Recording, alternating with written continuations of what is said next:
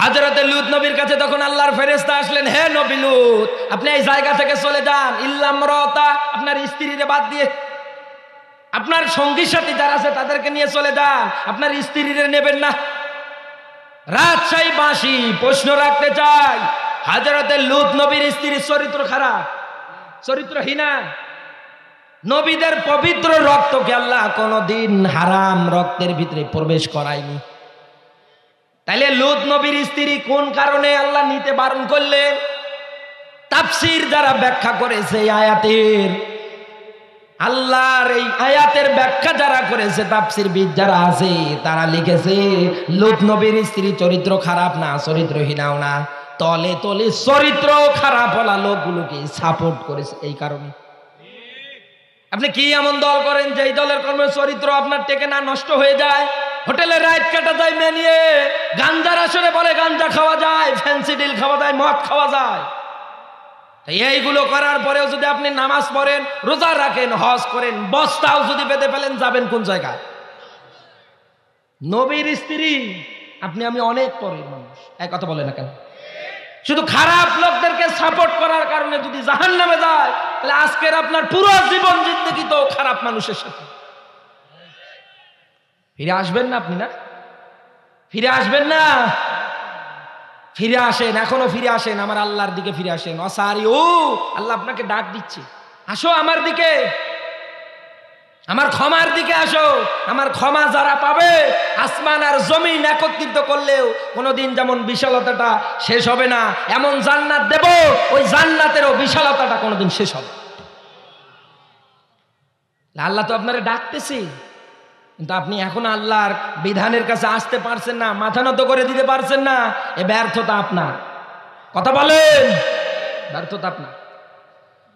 নবীজির প্রতি দরুদ, মানবতার মুক্তির মডেল, মানবতার মহান আদর্শ, মানবতার শিক্ষক, নবীকুর শিরোমণি মুহাম্মদুর রাসূলুল্লাহ সাল্লাল্লাহু আলাইহি ওয়াসাল্লাম। জবান ছেড়ে কোরআনের সোনালী আয়াত পড়েন দেখি, আয়াতের মধ্যে কি আছে? আমার সাথে পড়েন, আউযু বিল্লাহি মিনাশ শাইতানির রাজিম, বিসমিল্লাহির রহমানির রহিম, ইয়া আইয়ুহাল্লাযীনা আমানু কু আনফুসাকুম ওয়া আহলিকুম নারা। বলেন আল্লাহু আকবার। রাজশাহীবাসী আগামীকালকে কেউ যদি আপনাকে প্রশ্ন করে, এই চানপাড়ার এই বিশাল ময়দানে কোরআন থেকে আলোচনা হয়েছিল, কোরআন থেকে ব্যাখ্যা হয়েছিল, কোন সূরা থেকে বলতে পারবেন তো? আপনাকে কেউ যদি প্রশ্ন করে, আপনি বলবেন সূরা তাহরিম 66 নাম্বার সূরা 28 নাম্বার পারার 1 নাম্বার রুকুর, এটা 1 নাম্বার পৃষ্ঠা, আর আপনি পাবেন 6 নাম্বার আয়াত। কত বলা যাবে তো? যাবে। কি আছে আয়াতের মধ্যে? আল্লাহ পাক বলেন, ওহে যারা ইমানদারের দাবি করো, বিশ্বাসীর দাবি করো, আগে নিজে জাহান্নামের আগুন থেকে বাঁচো, অধীনস্থ যারা আছে এদেরকেও জাহান্নামের আগুন থেকে বাঁচাও। আল্লাহর ব্যাখ্যা ভালো করে জেনে নাও, জাহান্নামের শাস্তি, জাহান্নামের ভিতরে থাকবে তারা মানুষ আর পাথর। জাহান্নামের যে জ্বালানি, জাহান্নামের যে ইন্ধন, এটা মানুষ আর পাথর। এই হচ্ছে আয়াতের ব্যাখ্যা। এই পৃথিবীতে কত ইমানদারদেরকে আজকে দেখতে পাওয়া যায়, লক্ষ লক্ষ টাকার মালিক, অথচ যাকাত যে ফরজ দেয় না। এক কথা বলে না কেন? ওটারেও জরিমানা মনে করে। নামাজ গিয়ে 5 ওয়াক্ত পড়ছে, মাথায় টুপি, লম্বা জামা, দাড়িও রেখে দিয়েছে। নামাজ যদি বলেন 5 ওয়াক্ত ফরজ, ও বলবে 6 ওয়াক্ত হোক তাও পড়বো, অসুবিধা নেই। যদি বলে যে হ্যাঁ নামাজ পড়লেন, এরপরে যাকাত দেন, তখন বলে নাউজুবিল্লাহ, তোর নামাজ কোনো কাজে আসবে?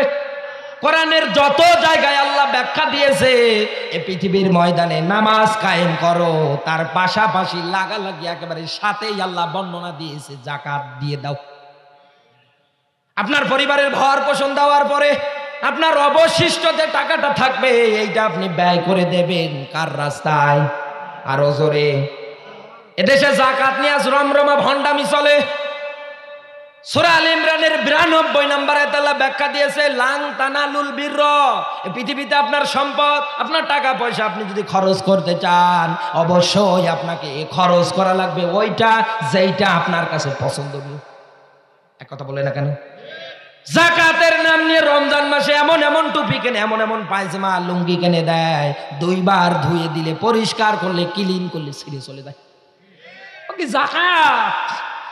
অনেকে আবার মাইকিং করে, প্রসার করে। এই কথা বলে, আপনি যদি জাহান্নামের আগুন থেকে বাঁচতে চান, তাহলে আপনার উপরে আল্লাহ যাকাতটা ফরজ করে দিয়েছে, এটা ব্যয় করা লাগবে। কোথায় করবেন? হে নবী প্রশ্ন যখন করবে জাতিরা আপনাকে, আমাদের এত টাকা পয়সা, এত সম্পদাদি, কোথায় কোথায় ব্যয় করব? নবী আপনি বলেন ভালো ভালো জায়গায়। আরে পৃথিবীতে ভালো জায়গা কোনটা? যেখানে মমতাজ না আছে। এই বলে না কেন? কোরআনের মাহফিলের জন্য চাঁদা নিয়ে গেলে অনেকে বলে মাপ চাই, আর যখন বলে 500 টাকার নোট আগে নাও। কি মানুষ না জানোয়ার? আমার ভাইরা, এই এত বড় কোরআনের আয়োজনটাতে আপনারা যারা বসে বসে এই আয়াতের তাফসীর শুনতেছেন, তাদেরকে বলতেছি, আপনি যদি জাহান্নাম থেকে বাঁচতে চান, আপনার পরিবারের ভর পোষণ দেওয়ার পরে যে অবশিষ্ট টাকাটা আপনার আছে, এইটা ব্যয় করা লাগবে কার রাস্তায়? আরো জোরে।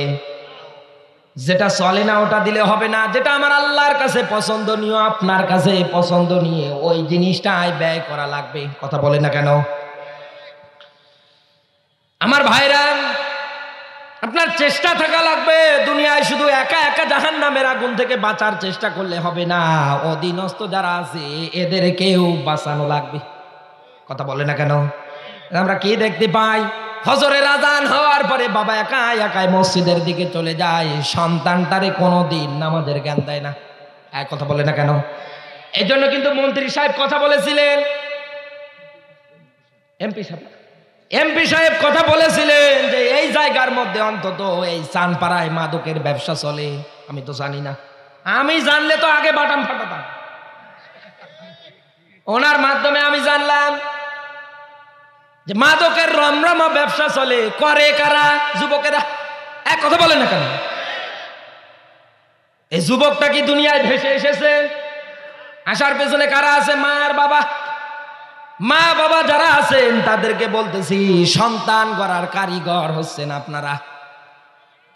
আপনার সন্তানটা ছোট ছিল, আপনি যদি তাকে নামাজের দিকে ডাকতেন, ইসলামের ফরজ বিধানগুলোর দিকে ডাকতেন, বড় হওয়ার পরে এই সন্তান কোনোদিন আপনার বিরুদ্ধাচারণ করতো না। কথা বলে না কেন? আপনি ছোটতে ওরা আরো আলিঙ্কার দেন, উৎসাহ দেন যে না অসুবিধা নেই, বড় হলে ঠিক হয়ে যাবে। বড় হয়ে তো এখন আরো গাঁজার ব্যবসা করে। এই কারণে আপনি এই বাংলাদেশে দেখান তো, গোটা বিশ্বের দিকে দেখান তো, কোরআনের হাফেজ যারা আছে, মাদ্রাসায় যারা লেখাপড়া করে, এই যে মাদ্রাসায় জায়গায় আছে, এই মাদ্রাসায় যত বাচ্চা কাচ্চা লেখাপড়া করে, এদের আদব আখলাক কিরকম? আর যারা মাদ্রাসায় পড়ে না, ওরা কত বড় বান্দর। বড়দের সম্মান করতে চায় না, চোখ রাঙিয়ে কথা বলে। কথা বলে না কেন? আমি নিজেও কওমি মাদ্রাসার ছাত্র। আমি যখন কওমিতে পড়েছিলাম, আমার হুজুরেরা যখন ক্লাস নিচ্ছিল, যদিও গরম হতো, সঙ্গে সঙ্গে মাথাটা নিচু করে দিয়ে চুপ করে থাকতাম। যদি দুটো মারও দিত তাও কিছু বলতাম না। আর এখন ভার্সিটি কলেজগুলোর দিকে তাকালে কি দেখতে পাই?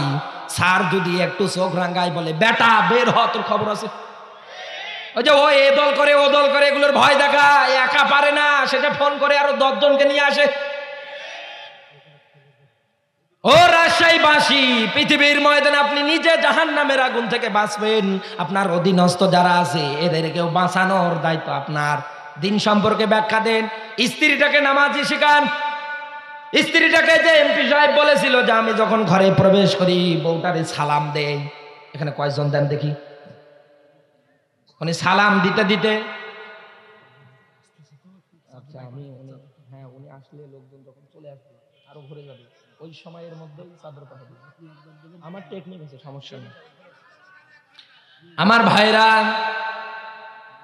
1 ঘন্টা চালাবো আর চাচা এসে কি করবে? চাচা এমনি অসুস্থ মানুষ, এত রাতে ওনাকে দেয়াটা আমার মন বলছে না ঠিক হচ্ছে। আল্লাহ 11টা বেজে গেছে না, আবেগ দিয়ে ইসলাম চলে না। 12টা পর্যন্ত চালাবো, চাষা এসে 1.5 ঘন্টা পক্ষ 12:30, ফজরের নামাজ একটাও পড়বে বাড়ি যে নাক ডেকে ঘুমাবে লুঙ্গি মাথায় নিয়ে।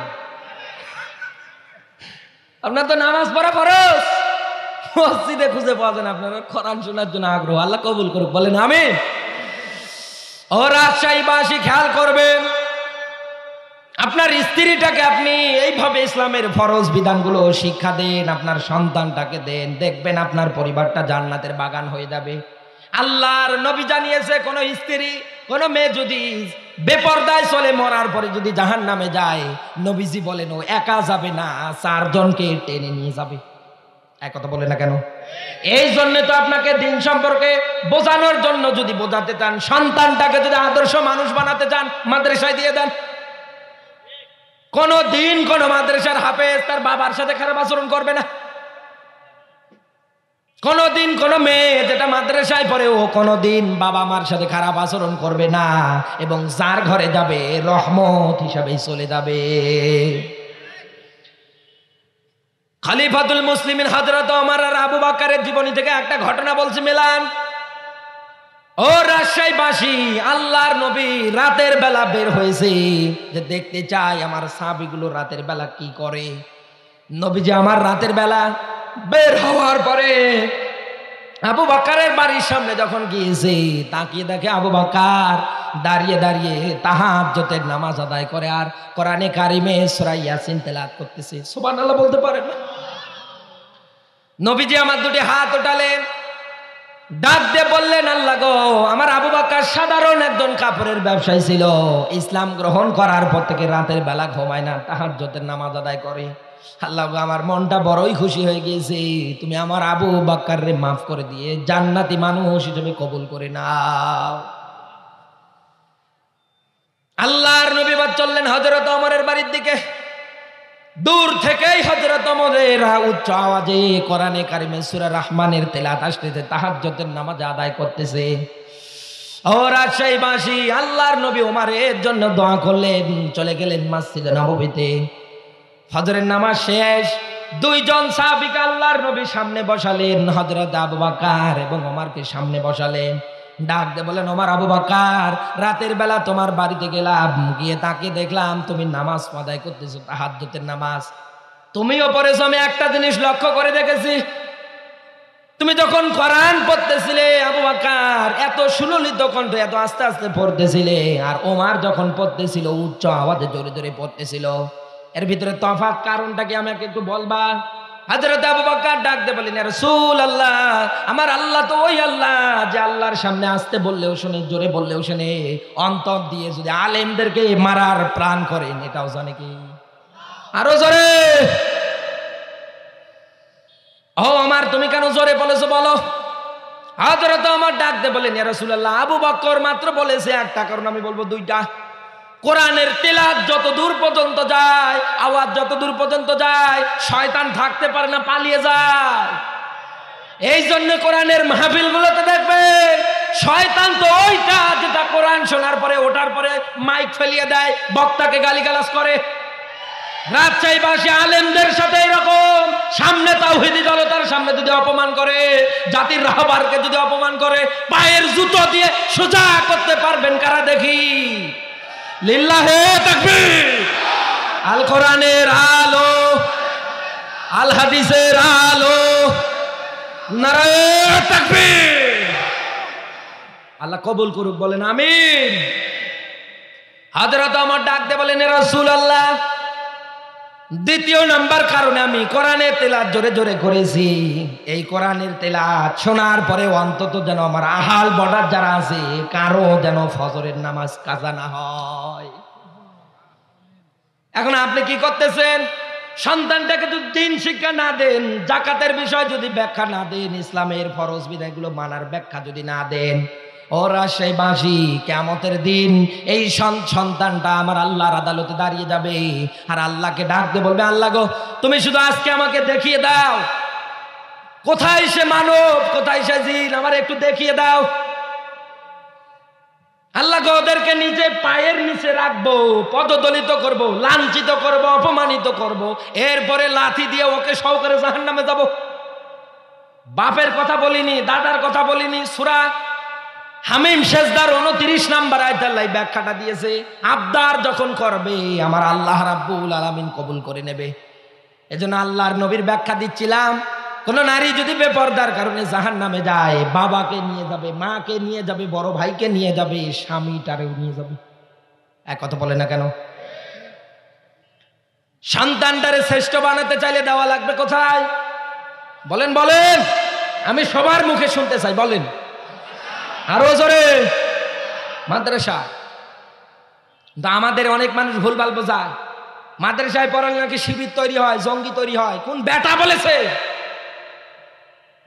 শ্রেষ্ঠতম আদর্শ কারিগর ঢাকা বিশ্ববিদ্যালয়ের 1 থেকে 10 পর্যন্ত যারা চান্স পেয়েছে, যারা ফার্স্ট টু ফার্স্ট হয়েছে, সব মাদ্রাসার ছাত্র। মাদ্রাসায় তৈরি যদি হলে এরকম যদি হয়, ওরা ওই জায়গায় চান্স পাইতো। বাংলাদেশের সর্বোচ্চ বিদ্যাপীঠ ঢাকা বিশ্ববিদ্যালয়, ওই জায়গাও ফার্স্ট হয় মাদ্রাসার ছাত্র। কি সমস্যা আসতেছে? চাচা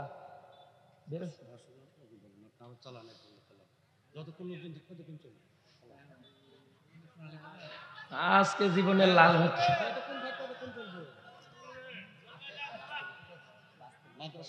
আসতেছে না আমার ভাইরা। এই জন্য আপনার সন্তানটাকে শ্রেষ্ঠ বানাতে চাইলে, ভালো বানাতে চাইলে, এই যেমন চানপাড়া আজকের এই কারিয়ানা মাদ্রাসাটার উদ্যোগে আজকের এই তাফসীর মাহফিলটা, অনেকগুলো জায়গায় মাহফিল করতে গিয়ে এরকম নুরানি ডিসপ্লে প্রদর্শন দেখায়। আপনার সন্তানটা জানাজার নামাজ কিভাবে আদায় করবে এইটা এই জায়গায় ট্রেনিং দেয়। এক কথা বলে না কেন? আপনার সন্তানটা নামাজ আদায় করবে কিভাবে, এই জায়গায় ট্রেনিং দেয়। সর্ব বিষয়ে ট্রেনিং আপনার সন্তানটাকে এই জায়গায় দেওয়া হয়, কিন্তু অন্য জায়গায় ওইভাবে পাবেন না। এজন্য কি দেখতে পাই স্কুল কলেজগুলোর ভিতরে, নিচু করে দেখতেছি না, কি দেখতে পাই যারা শিক্ষকদেরকে সম্মান করে না, ক্লাস থেকে বের হওয়ার পরে বিড়ি টানে। আর কথা বলে না কেন? এজন্য এরকম একটা মাদ্রাসা আপনাদের এই চানপাড়ায় প্রতিষ্ঠিত হোক। আপনারা চান না? আরো জোরে। যারা চান অন্তত কোরআনের এই ময়দানে অন্তত আহ্বান করতেছি, এই মাদ্রাসাটার জন্য যার পকেটে যা আছে সব দিয়ে দেন, বিড়িও দেন, বিক্রি করে টাকা নেন। আপনার কাছে থাকলে তো আপনি খেয়ে ফেলবেন, গুনাহ হবে আপনার, কিন্তু আমাদের কাছে দেন, আমরা বিক্রি করব। এক কথা বলে না কেন? লিল্লাহে তাকবীর। আল কোরআনের আলো, মাওলানা বজলুর রশিদের আগমন, রাজশাহীবাসীর পক্ষ থেকে নারায়ে তাকবীর। আল কোরআনের আলো, আল হাদিসের আলো, নারায়ে তাকবীর। চাচা আমার অনেক অসুস্থ, কেউ বিশৃঙ্খলা করবেন, একটু সাইড দেন।